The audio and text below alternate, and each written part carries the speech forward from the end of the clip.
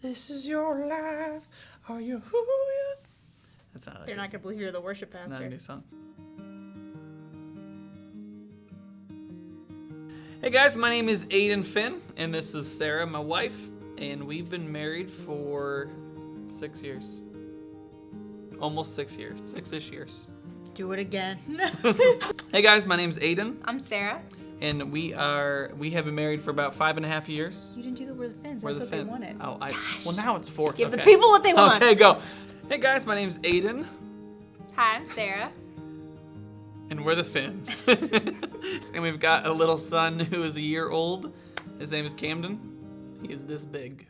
Grew up with older brothers, all came to grace and that kind of stuff. And just grew up as kind of a youth group kid, went on like tons of winter retreats and stuff like that. But I gave my life to Christ at a young age, probably, I don't know, like 7 or 8. I grew up at Crossroads Community Church, and I grew up singing on the worship team and volunteering there. And I actually gave my life to Christ there when I was I think I was in 3rd grade.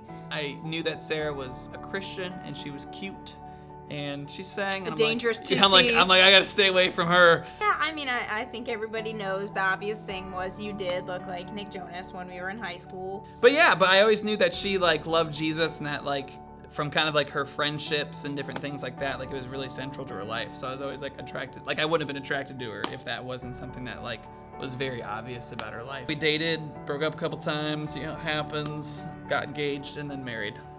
So back in the day, there was this band called The Homecoming, which really took Northeast Ohio by storm. No one really cared. We were in a band called The Homecoming, and when I was in high school, thought I was gonna do this band thing. We all wanted to be rock stars, Aidan.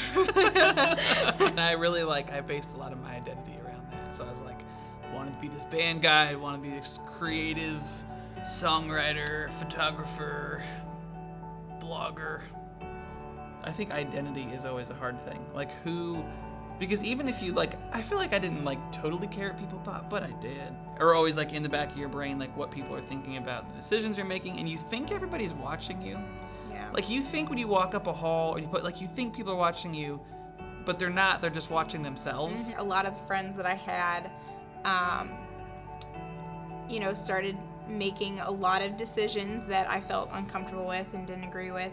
It's not like I definitely didn't cut them out of my life or anything like that, but just in the natural course of things, when they were making these decisions and I was, choosing maybe not to go to those parties or not to go to those places, there was a kind of a natural, distancing. Friday nights where I normally would have been hanging out with my friends, that's what I was used to, and I went from that to sitting at home doing my makeup, getting ready, and then going nowhere.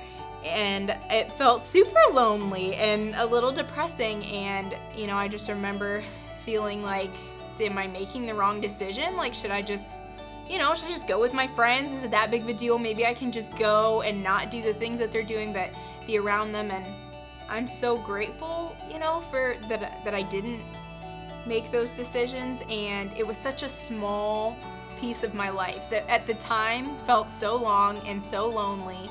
Even though it feels like a depressing eternity, it's not. But they're you're just scared to mess up. You're scared to make the wrong decision. And I'm not talking morally, but I'm saying with my decisions, with the girl, with the degree, with the should I take the senior classes that give me college credit, whatever those decisions are, there's just you're scared you're gonna mess it up. And coming out of high school, high school was easier for me because it was kind of this is what you're supposed to do. I just did what my friends did. But then afterwards, like Sarah said, you kind of are you can make it up. You can do whatever you want to do, kind of. And so you're then you're scared to mess up stuff. So then sometimes you can get paralyzed and not do anything. I would say I think the hardest thing is trusting that God is still good when pain is so inevitable. I feel like I'm definitely going through the hardest season I've ever gone through. Because I lost my mom 3 months ago. I feel like when you kind of throw everything up in the air and it's all falling down on you, you're kind of forced to start to be what do I believe about God? Who do I really think that He is? And I mean, through that, I've been able to, really, I think get to know Him more and grow closer to Him. and trust him more.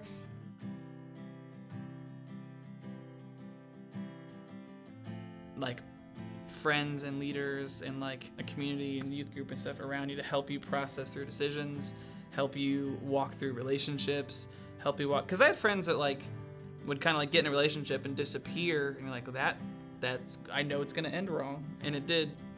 We are so attached to like big life-changing things, you know what I mean? So we want to go to like the retreat or the youth conference or have like the worship band and just like, oh, my life. We always want big moments all the time, and those things are good, but like 99.9% of following Jesus is just like daily rhythms and decisions and conversations and relationships. It's called our walk with God because it's naturally like a slow daily thing. I think that's hard to like not want to move on to the next thing. To not be like, okay, the God thing doesn't work, so I'm gonna do this, or just show up for the things that are big. I did post-secondary because I thought my goal was I just want to finish college as quickly as I can.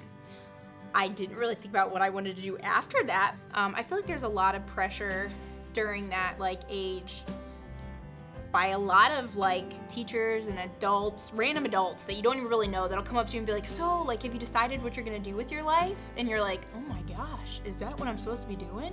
It took a big toll like on my identity a little bit, that I was just like, well, where do I fit? Like, what am I gonna do? And then you get to the point where you're supposed to make the decision on your own, and then it's just like, hey, you know, what are you gonna do? You should know this. And I think that's sad. I wish that we wouldn't do that, because that's not how life works.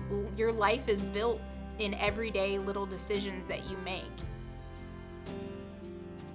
People want to travel, you know, like super young, and they want to like have like these dream careers, and that's a lot of pressure, you know?